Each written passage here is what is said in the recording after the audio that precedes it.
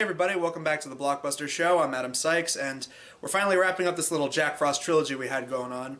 We did Santa Claus 3, The Escape Clause, which had Martin Short as Jack Frost, and then we did Michael Keaton as Jack Frost. And if you remember long ago, one of our first Christmas movie reviews for this show was us talking about Jack Frost 2. So now we're finally going back, finally completing this whole thing off. We're talking about the first Jack Frost movie from 1997. One cold night, science and evil collide. Oh yeah.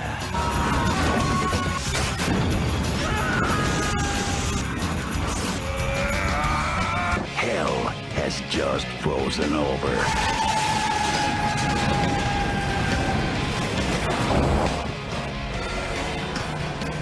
Blow me.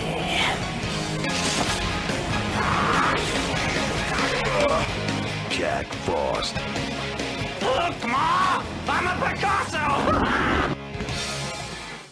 Jack Frost is about a killer snowman. I think there's a little bit of backstory about the first movie in the review of the second one, and we didn't understand it at the time, so I feel like you can just kind of watch that review again. We're done here. Yeah, I don't think we need to keep going. Alright, fine, yeah. We'll keep it going. Let's talk about the first Jack Frost. As notorious serial killer Jack Frost is being driven to his execution, the truck carrying the murderer encounters a bizarre accident that transforms him into a mutant snowman. Sheriff Sam Tyler, who caught the psychopath originally, has remained concerned about his return, and it seems his fears were well-founded. Before long, bodies pile up, all killed in gruesome, wintry ways. Can the sheriff stop Frost's icy reign of terror? So, this movie, according to IMDb, they actually started filming it in like 1993 or 1994, and it's been like delayed until eventually it went straight to video in 1997. And of course there are the stories of either the naive parent or the video store clerk trying to pull a joke, where they would swap out the 98 Michael Keaton movie with this one as a way to kind of trick families and pull a joke on them. This movie's opening involves an old man recounting a story to a little girl, and by that I mean a 30-year-old woman doing a very annoying Betty Boop voice. Uncle Henry, tell me a story. No, it's late. Go to bed. Santa will be here soon. No, I want a story. Please. All right. Then we jump into the story proper, where a serial killer named Jack Frost is being hauled away in a truck to his execution, and then the truck that he's in ends up colliding with a truck that was just so happened. And then the truck that he's in ends up colliding into a truck that just so happened to have toxic chemicals. And as he escapes the truck, he ends up getting hit with the toxic chemicals that end up merging his body with the snow that he landed in. So that explains why he then turns into a giant Arby's oven mitt style puppet thing. They then cut over to the sheriff who put Jack away, and they show in flashback that Jack swore he would get revenge on him and his family because he put him away. And obviously this is going to come into play later because he comes back to the town as a snowman. And it just so happens that not only does this town have the word snow in its name, but it's also known for having the world's best snowmen and even its own little snowman building contest. This is an interesting thing, right? I was watching Gremlins not too long ago, and Gremlins, that's obviously filmed on like a Warner Brothers backlot, and there's obviously a lot of fake snow. But I think this movie could easily win an award for worst looking snow in a film. And I don't just mean the snowman costume itself. I actually mean the snow when they're building the snowmen. It's clearly filmed in California. Like, it looks like it was filmed in the spring. It looks super hot. There's no way they could build snowmen. So it looks like they're making snowmen out of like Parmesan cheese or shredded coconut. It's so obviously not snow. Just like in the 98 movie with Michael Keaton, the kid is getting bullied by, the local hotshot kid on the block and his posse. Except this one ends differently. Unlike that movie where they try to give the bully some dimension and they try to give him some backstory, this one's different because the killer snowman pushes the kid down and he ends up getting his head cut off by a sled.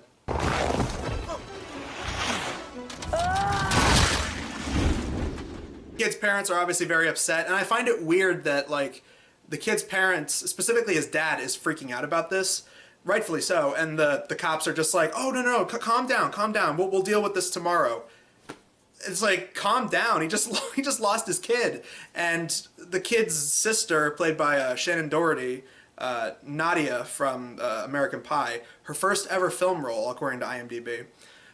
She just kind of doesn't really seem to care. Like, there is a whole scene. This is like the one character I actually felt for in the entire film. Because he's like so upset that he lost his son. And his wife is like, oh, you know, come on, let's try and cheer ourselves up. We'll decorate the tree. And he's like, I don't care about the tree. And then he's like, come on, let's go mourn your dead son and your dead brother. And the daughter is just like, no, I'm going to go hang out with this boy I really like. And then it shows him like outside drinking, and then he ends up getting killed by Jack Frost because Jack Frost pulls out an axe, makes a very obvious axe pun, and then kills him. Gosh, I only axed you for a smoke. And he also kills the wife inside because he strangles her with some Christmas lights and breaks a bunch of Christmas ornaments in her mouth and on her face, and then ties her to the tree. Because of all the killings that are going on, they end up getting a bunch of feds, and this kind of triggers the sheriff's PTSD because he's worried that Jack is coming back, and obviously he is. He's back as a killer snowman, baby. And so from there, it's a lot of like these people all around the town running around trying to, you know, stop the killer snowman. The killer snowman ends up going after the daughter and her boyfriend, who for some reason break into the sheriff's house when they're not there, and they start to make out and like take their clothes off. And you know what's weird? Like in the script, she's like, oh, I want wine, and then he pulls out champagne like it was like the only thing they had on set. And it's just like, if that is the case, why not just have her ad-lib instead of wine, have her say champagne? That felt a little bit weird. If you want me, I want a roaring log fire and a bottle of wine. Of all the things that are in this killer snowman movie, I'm questioning that. What is happening? Jack then shows up, kills the boyfriend, and makes some very funny quips.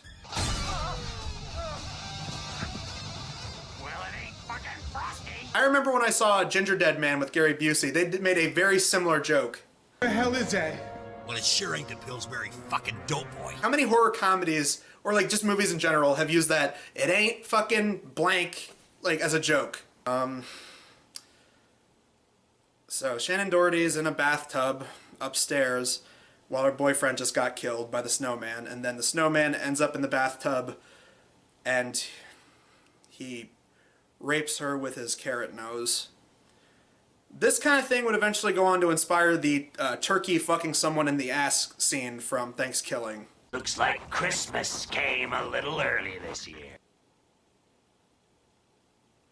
So anyway, more of these feds and the sheriff and the local police running around to try and find the snowman.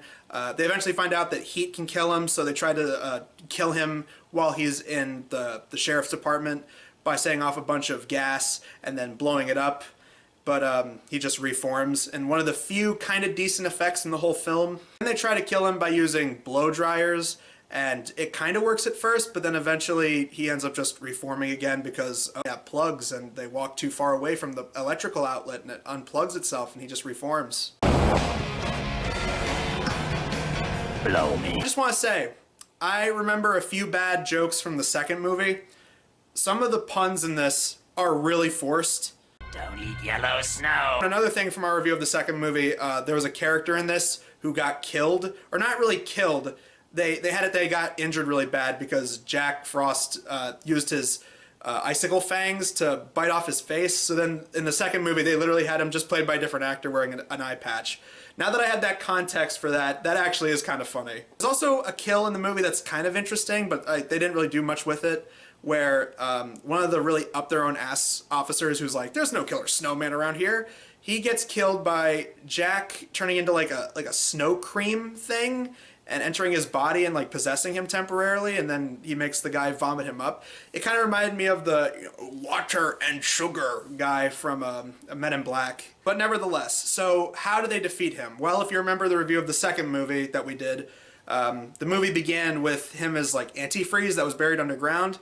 Well, here, he's attacking the sheriff in the back of a car, and the sheriff grabs a bag with like a cookie thing. It's like some kind of snack, like Rice Krispie thing that his son made, and it burns Jack, and he's like, son, what did you put in that? And the kid says, antifreeze? What did you put in those oats? Sorry. It's a good thing that you did. I didn't want you to get cold. Hey, what did you put in the oats?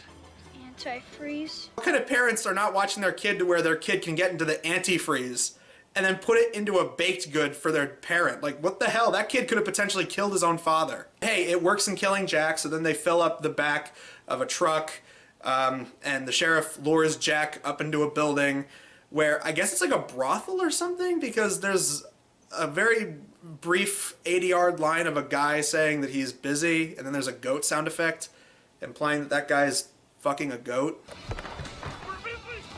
Sheriff and Jack then end up falling out the window and into the back of the truck, and that obviously burns Jack and kills him, and they fill up a bunch of jugs with the antifreeze and all of his remains and bury it, and that's what leads into the second movie. Overall, Jack Frost, I don't know what I'm supposed to say. It's a really obviously dumb, straight-to-video horror comedy about a killer snowman, and it's supposed to be self-aware. The whole joke of the movie is, haha, isn't it funny that this obviously fake snowman is going around killing people and saying the fuck word a lot. After watching this movie and then rewatching our review of it in preparation for this one, yeah, I would still say I think the second one is a little funnier than this. The second one feels like it's embracing more of the stupidity, which is exactly what one of those self-aware horror comedies should do. It's still really stupid as hell, don't get me wrong. It's very dumb. But I feel like this one feels like a little bit more like it was trying to do some serious things. It's obviously still a comedy through and through, but I don't know, just comparing it, I think the second one is just a little bit funnier than this. Not that they're like hilarious to me, but yeah, I think that I get the gist of what these movies were trying to do. It's one of those things where it's like Killer Clowns from Outer Space. It's supposed to be a self-aware horror comedy. Shark Exorcist is a fuckload worse than this one, or the second one, or Amazing Bulk.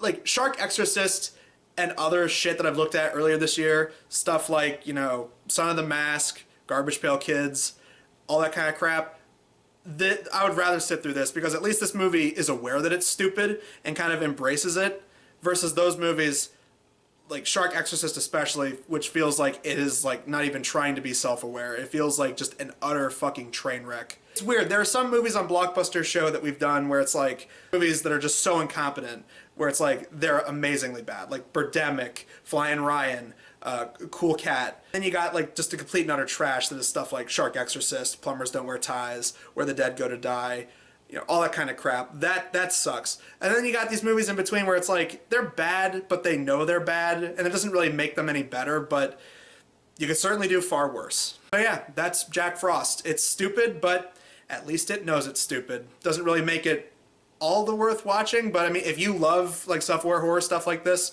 then yeah, I highly recommend it. And so that wraps up our little Jack Frost trilogy for Blockbusters show this year, and Blockbuster videos in general. So next year we've got more movie reviews coming out. I definitely want to try more sketch stuff for Blockbusters at some point.